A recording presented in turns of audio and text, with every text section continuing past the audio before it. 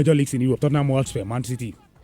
Well, I'm thinking about the Manchester City Tottenham Hotspur game, and it looks as if it's going to go one way for me. Given the kind of squad depth that Tottenham Hotspur lacks, the fact that the very important players of their team are out, some injured, some suspended. If you look at how important players like Van der Ven, Christian Romero partnership has been brilliant, and I remember seeing here that Christian Romero is a solid centre back, and people were like, how? I've consistently said that sometimes when you watch centre backs, their partners make them good or not good. Christian, you couldn't see the best of him when he was playing with Davison Sanchez. Now that he's with Van der Ven, who's also another solid and brilliant centre back, everybody can see how good of a great centre back Christian Romero is. And now, anytime that he misses a Spurs game, you know that Spurs are going to be in trouble. With Ingo Bentancur's injury seems to be prolonging, and he's not going to be there for a very long time. And now, all of a sudden, Spurs have themselves to blame with respect to how thin the squad is. They went away to Wolves, they couldn't get results after that Chelsea loss, and now Ange is clutching to Strauss. This doesn't mean Ange is a bad manager. I think that Ange is one of the best managers that he can get. Really? The thing with some managers like Ange, and you see, Ange is in a category of managers like Mauricio Sarri. These guys are some of the best in terms of tactics.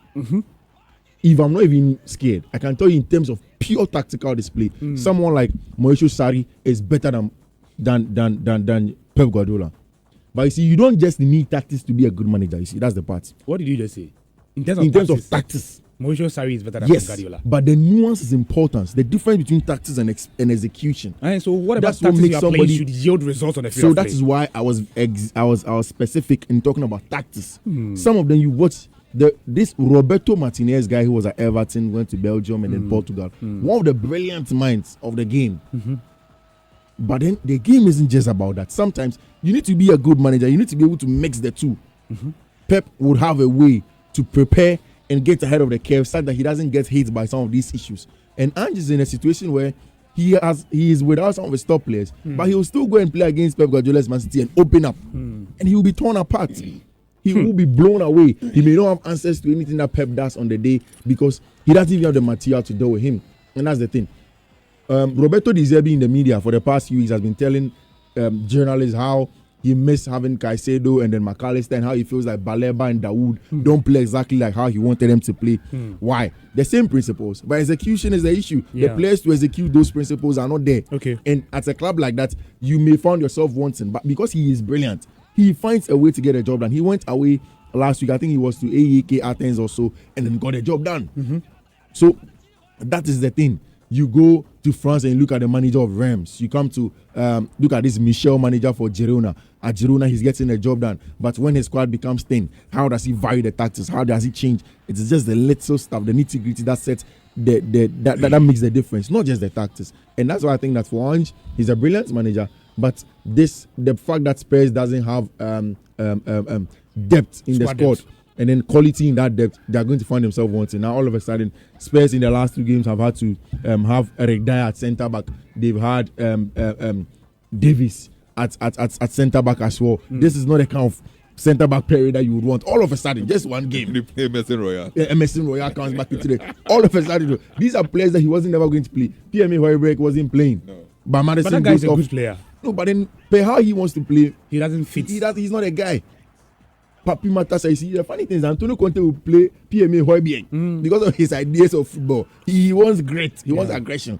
But he comes and says, Papi Matassa is more technical, he's more athletic. Let's play him in. Let's play Bissouma. Let's add James Maddison in there. Maddison goes off injured. Then PMA comes on. Then you have the last time they played Winks. Winks is like 3rd, 4th, 5th choice or so in the team. But that's the thing. For a manager that came to the team, a team that's dependent on the goals of Harry Kane, for the job that he has been able to do thus far. I think he's been good. Yeah, he has been good. Okay, but I mean, his problem is the lack of squad depth. Yes, I think that it's going to take a nosedive, and Man City will not be kind to them. Really? But if Pep catches you on the rope, he'll kill you. Oh, Pep Bay. If Pep gets you on the rope, he'll kill you. I don't think Pep will be kind to him, honestly. I don't think he'll be kind to him. Now, Manchester United are going away to Newcastle.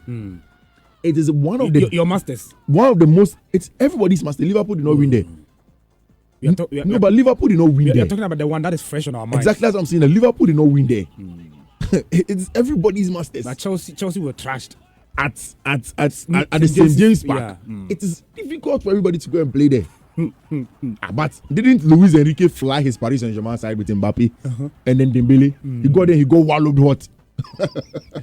He didn't know what had hit him. Okay. After the game, he said he was the one at fault. Okay. Because at the St. James Park, it is more like the Liverpool of the 2009, 2010, 2011 in the UEFA Champions League. Those nights were nights that everybody would want to feel, everybody would want to be there, and they just make it so uncomfortable for everybody. You can be a Messi, you can be a Ronaldo. When they brought Lionel Messi to Liverpool the last time that they went to the Champions League final and they beat them, the comeback, the 4-2, what did they not do to them? Because at Anfield, Andrew Robertson feels that he can tramp on a certain Lionel Messi just because the fans in the stand at the cup are making him feel so. And it's exactly how they feel at the St. James Park. Who is Miley? Who is Trippier? Even in recent days at fullback, who are they? But when they don the Newcastle jersey and they are the St. James Park, and proud to that, at Tyneside, everybody believes that they can get a job done because Eddie Howe has given them that impetus to believe that over there they can get a job done. They don the jersey and then they get a job done. Who is Jamal Lascelles? See what Jamal Lascelles did to Thiago Silva. Look at Joe Linton. Bruno Guimaraes is in the middle of the park and makes you feel like he owns the central area. And these are the technical guys they have. Imagine you have very good technical players like Tonali, Bruno Guimaraes, and then the fans are also urging them on. They are making it very difficult for you to play. But Sizando, yeah. What makes me love Eddie Howe's Newcastle team is because he's beginning to kill a certain myth that you need to play out from the back to be a very good team. And again, when I watched him at Paris Saint-Germain in the Champions League, that's what I got from the team. You don't need to play out from the back. You don't need to play short passes. You need to be able to win more of the balls. Whether have the ball most. Luis Enrique was able to pin them back for large part of the game at the Parc des Princes. But every time they had the ball, they hooved it long. 1 second balls. And they make life uncomfortable for Paris Saint-Germain. I don't think any team has gone to the Parc des Princes and decided to go long balls, be aggressive with them, especially in a game that they didn't have Marquinhos to help them win the second balls. I think they frustrated them. Yes, and they didn't have Zaire Emery also in the central areas to win those balls. No box-to-box, no aggressor. Yes, if you have the ball, you can play. But if we have it, we will win the second balls, we will pick it up, and it will make life very uncomfortable for you. And that's the thing that Man United are going to face. I just think that Man United are better suited to play this kind of football than a lot of teams that Newcastle have faced. Man United have what it takes to grind results, to manage the game, to calm it down, to wait for openings. Bruno Fernandes can turn the game on its head at any point in time. Newcastle still have their injury issues. United are beginning to find their feet. The only thing is that from set pieces, Newcastle are the best team from set pieces. They've created the most XGs. They've scored the most goals from set pieces that any team in English Premier League makes them dangerous. Makes them dangerous from set pieces. Exactly. They can score from a lot of options. Yes, and that's exactly the area where Andrew Onana is also suffering these days from set pieces.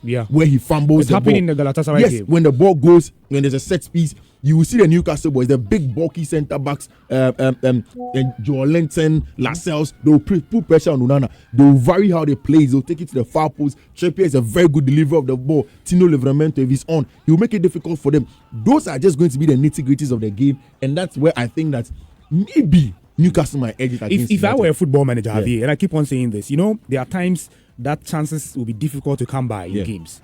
One of the things you can rely on heavily. Yes, it's important. So if I were a coach, I would be so fixated on having a formidable team that would be good at set pieces. I'm telling you. But the top European teams are so fixated. Really? Every European team has a set. Apart from Newcastle United and the teams you mentioned in England, how many of these teams score from set pieces? Because you mentioned Newcastle United because the manager has seen the play that he has. No, they do. It's just that Newcastle's volume is insane. So the top two is Newcastle and Brentford. Brentford like this, they are masters because of the players available. Yes, and then Thomas Frank has understood that, like you are saying, it's an important part of the game. You can't meet Mancity and be creating chances. Yes, so you will need it. Yes, especially when you meet someone like Chelsea. Newcastle scored Chelsea from 2 set pieces. You can frustrate them with set pieces. Yeah. You hone the craft. Brentford are masters. The last time I think on Premier League TV, Thomas Frank was being interviewed on how he works on his set pieces with blockers, with a lot of movement. See, it is so good. It is next level stuff. Yeah, I've seen teams like Aston Villa. Okay. When Unai Emery came in, their set piece manager was changed, and the set piece taker was changed. So they appointed a set piece manager. Yes, and then they brought in Douglas Luiz. Wasn't playing set pieces. He wasn't on their corner kick duties. But the set piece manager saw Douglas Luiz's leg orientation and how it is curved. That's why Douglas was scoring those corner to go straight balls. I see. Every time Douglas wasn't on set piece duty. So in Europe they appoint set piece managers. Yes. But in Ghana, what do we do? Do we do the same thing? But we even got senior manager, you can't pay him. Because even in the Black Stars, we have allowed Jordan Ayew to be effecting our set pieces. Yeah, it's an integral part. The throwing. See, you're talking about Xabi Alonso. Again, last night I chanced on a documentary, short one from the Bundesliga. Xabi Alonso's teams do not take more than 30 seconds to effect their throw in because of intensity. Wow. The ball goes out and fast. Wow. Yes, they know that's the time that the opponent switch off. So immediately the ball goes off, whether it is Boniface, they will not relax. No, they take it and they are gone. Wow. Whilst you are waiting for it, and that's the thing. Set piece is very important in the modern. So Newcastle United, who is winning? I mean, I think United have what it takes against Newcastle. Let me take you to Italy. Napoli versus Inter Milan. Quick one. Napoli are in a bad place. I don't trust Walter Mazzarri. Mazzarri will be good for a 3-back team. This team is not a 3-back team. It's a team that is very good with playing attacking football under Spalletti. It's a job that the former manager couldn't get it done. Mazzarri has come into stable the ship. I don't think it's a job that he can do. They are playing at home. Yeah, they are playing at home. But, I mean, Napoli have been losing games at home recently. And this Simeone Inzaghi Inter team are on red hot form. Mind you, yesterday, Juventus lost. Juventus won by 2-1. Last minute goal from Federico Gatti.